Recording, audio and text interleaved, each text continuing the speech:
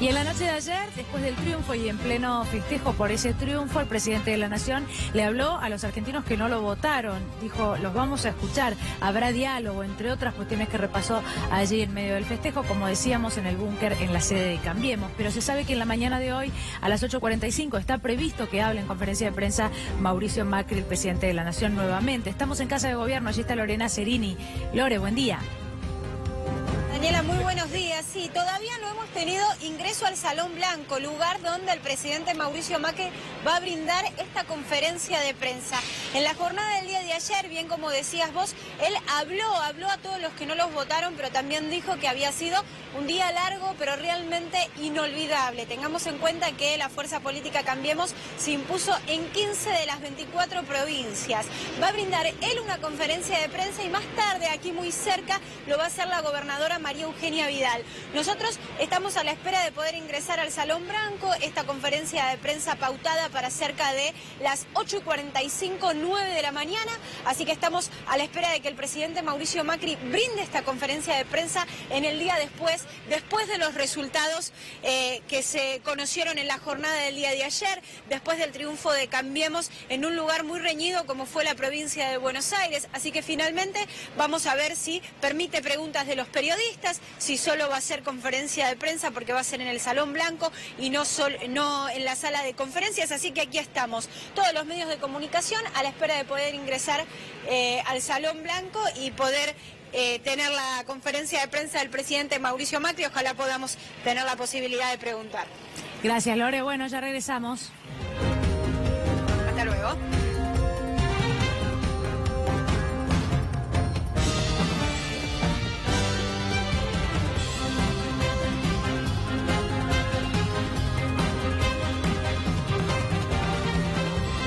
Y todas las miradas están puestas sin ninguna duda en las reformas que quiere hacer el gobierno y en todo caso en el impacto que tiene el resultado electoral en el espaldarazo político que seguramente va a implicar dentro de lo que es el Congreso. Claro, se suman bancas por un lado, está muy cerca o mucho más cerca en todo caso el oficialismo de tener quórum en diputados, un mejor posicionamiento político en el Senado sin ninguna duda, pero al mismo tiempo va a tener que negociar. ¿Con quiénes? Bueno, con los gobernadores, con los sindicatos en general y también con los empresarios, ¿no? Dicho esto, también hay que hacer este adelanto, esto es, el gobierno ya ha convocado a los gobernadores para un encuentro esta misma semana. Atención, porque es un dato que va a ganar volumen político sin ninguna duda a lo largo de las próximas horas. Pero repasamos lo que son las reformas, por lo menos las reformas tal cual han sido concebidas en las últimas semanas y meses, pero no hay que descartar que el gobierno sume algunas modificaciones dentro de lo que son estas reformas. ¿Por qué? Porque está claro que ahora va a tener más respaldo dentro del Congreso y por ende también uno entiende va a tener mayores posibilidades de cerrar acuerdos políticos. Entonces, en ese contexto, esto que vamos a ver es casi, uno diría, la base de cada una de estas reformas. Empezamos con la reforma previsional.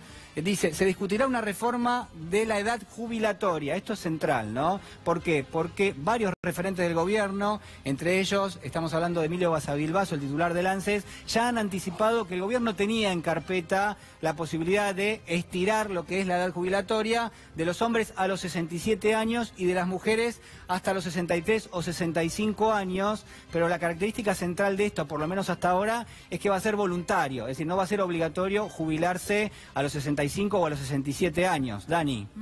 Bueno, Juli, yo prestaba atención a esto de que sea voluntario, ¿no? Y que alguno puede verlo como un costado positivo, pero en realidad lo que me parece que tenemos que pensar es que hablamos de los jubilados y hablamos de un sector, del sector menos beneficiado, ¿no? Del más sensible de las jubilaciones. Históricamente en la República Argentina, bueno, ha costado que se incrementen, luego hubo una ley que obligó y que todavía sigue vigente a incrementarlas 2 veces por año, ¿no? Pero lo cierto es que siempre ha costado muchísimo actualizar esa jubilación, el ingreso de ese sector, de los que han trabajado toda su vida. Focalizaba en esto de que sea de manera voluntaria, porque de todos modos mi preocupación en lo personal tiene que ver con que al debatir la cuestión de incrementar la edad jubilatoria, más allá de que sea voluntario, se deje de lado, se pierda de vista esto de que las jubilaciones en la República República Argentina son realmente mínimas y son montos que no alcanzan a cubrir las necesidades básicas de un jubilado, ni hace 20 años, ni hace 10, ni hoy, ¿no? Sí, es una deuda permanente la que hay con los jubilados, con los pensionados, con la tercera edad. Y vamos a repasar para ser totalmente, francos desde el punto de vista del pensamiento que tiene, por ejemplo, alguien que está llevando adelante en todo caso el proyecto para esta reforma, que es Emilia Guasabel Basó, lo que son sus conceptos con respecto a este tema. Dice, lo ideal es que el sistema sea por edad voluntaria. No sería imponer una edad, pero el Estado puede poner incentivos para que continúen haciéndolo, afirma Guasabel Basó en julio pasado. En el gobierno estudian también que los hombres se jubilen a los 67 y las mujeres a los 63 o 65 años. Hay un dato acá que sin ninguna duda es ineludible y que hay que mencionarlo. Esto es, ¿cómo está pensando el gobierno esta reforma previsional?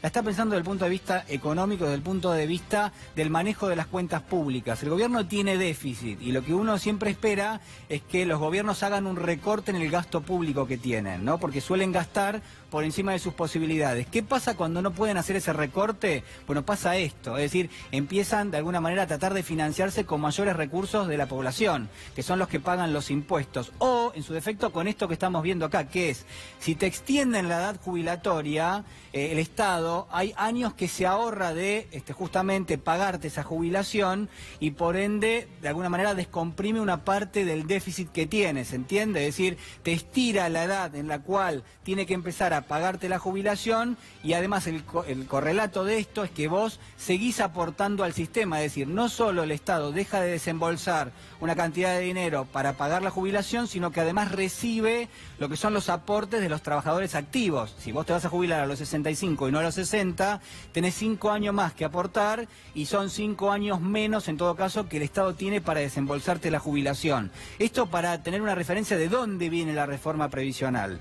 Por supuesto, hay que dejar en claro esto que sosteníamos recién, que uno de los sectores más débiles de la población es claramente el sector de la tercera edad. Pasamos ahora a otra de las reformas, en este caso la ley de medios, que, vamos a consignar quién es hoy uno de los referentes justamente que va a impulsar este proyecto, que es Oscar Aguad, el ministro de Comunicaciones, que confirmó hace algunos meses que el gobierno enviará al Congreso lo que es la nueva ley que regula al sector después de las elecciones de octubre, es decir, a partir del día de hoy vamos a ver cómo impacta esto y en todo caso qué impulso puede tener, y la mira estará puesta en la apertura del mercado irrestricto de las telecomunicaciones. Dani.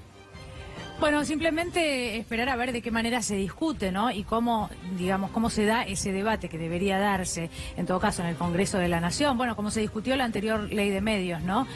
Para reordenar, en todo caso, luego de haber sido derogada rápidamente, apenas asumiera Mauricio Macri la antigua ley de medios, ¿no? Sí, hay que destacar que hay más reformas y que potencialmente, hay un factor que hay que mencionar también, es que políticamente el gobierno en las próximas semanas va a avanzar muy fuerte, y lo más probable es que haya una modificación bastante fuerte en esto que estamos repasando, para capitalizar muy probablemente, al menos esto es lo que sostienen algunos referentes del gobierno, para capitalizar el apoyo político que puede tener el gobierno por parte de los gobernadores, de los sindicatos y también de los empresarios, ¿no? Esto es la base. Y acá, sí, Juli, se da una característica fundamental, que es, previo a las elecciones donde finalmente ganó como presidente Mauricio Macri, había ciertas cuestiones que en los debates, incluso en el debate presidencial, yo recuerdo, no se anticipaban que iban a pasar. Ahora, en esta instancia y luego de esta elección legislativa, ya sabemos que hay ciertas cuestiones que ya se plantearon antes de esta elección. Es decir, que el electorado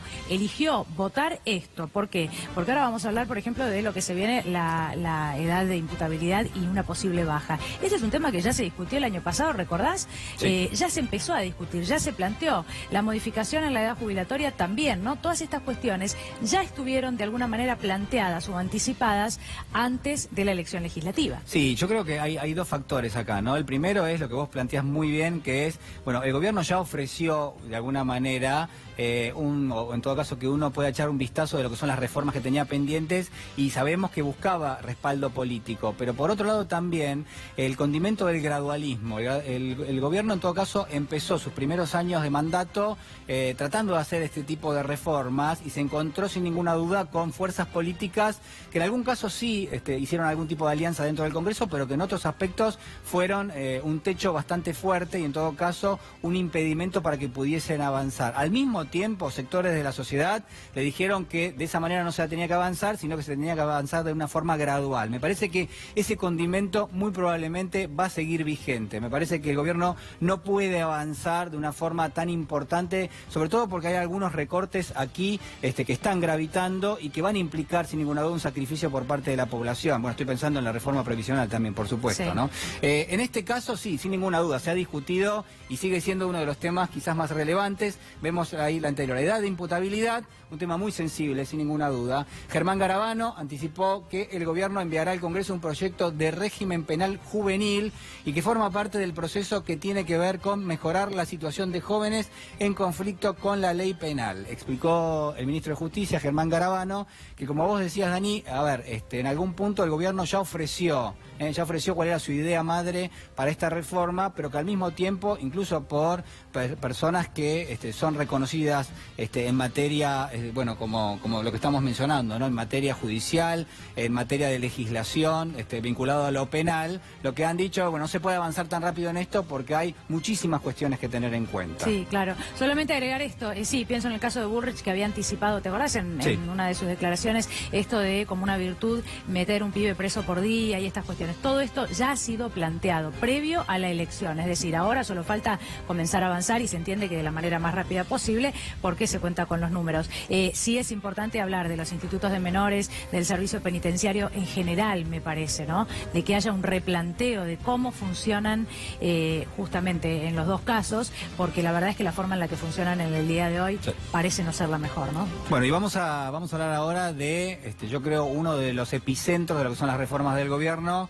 En este caso la reforma laboral. Creo que se ha escrito más de la reforma laboral que del resto de las modificaciones que quiere hacer el gobierno por varias cuestiones. Primero, porque es un tema muy sensible que atraviesa todo el mercado de empleo. Segundo, porque venimos de años donde el desempleo ha subido y esto también ha sido motivo seguramente de discusión. Y en este caso, ¿no? La reforma laboral, la cantada reforma laboral que se avecina no pasaría necesariamente por el Congreso. Este dato ahora lo vamos a ampliar. El gobierno cree que los cambios en las relaciones laborales no son materia de discusión legislativa y pretende avanzar en su aplicación directamente en las negociaciones colectivas. Bueno, si algo podemos anticipar a partir del día de hoy es que el gobierno va a avanzar prácticamente en primera instancia en este plano, en el plano laboral, porque lo que de alguna manera tiene como hipótesis es que hasta que no se avance en este aspecto, bueno, el mercado de trabajo va a mantenerse rígido y eventualmente podría, en todo caso, sostener tasas de desempleo realmente elevadas para la historia que traemos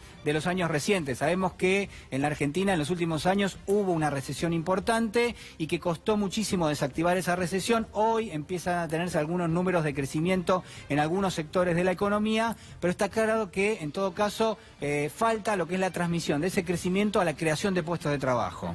Bueno, y con la intención de comenzar a discutir este tema, en todo caso, gremio por gremio, ¿no? Sí. Por separado, lo que podría implicar que, bueno, tal vez sea más fácil la negociación para el gobierno nacional al no hacer una discusión conjunta, global, sino tratar de minimizar un tema que en realidad no es un tema menor, porque tiene que ver con la carga horaria de los trabajadores, por ejemplo, ¿no? Nada más y nada menos. Sí, se va a negociar el apoyo de los gobernadores, se va a hablar con los sindicatos y puntualmente por ahora al menos la estrategia sería, bueno, negociar con cada sector de la economía en forma particular, metiéndose en los convenios colectivos de trabajo y por ende también allí modificando lo que son justamente las tipificaciones, en todo caso los puntos centrales neurálgicos que tiene cada uno de estos convenios. Nosotros, a ver, estamos 58 minutos pasados de las 7 de la mañana, 2 minutos para las 8, hacemos una pequeña pausa y ya regresamos.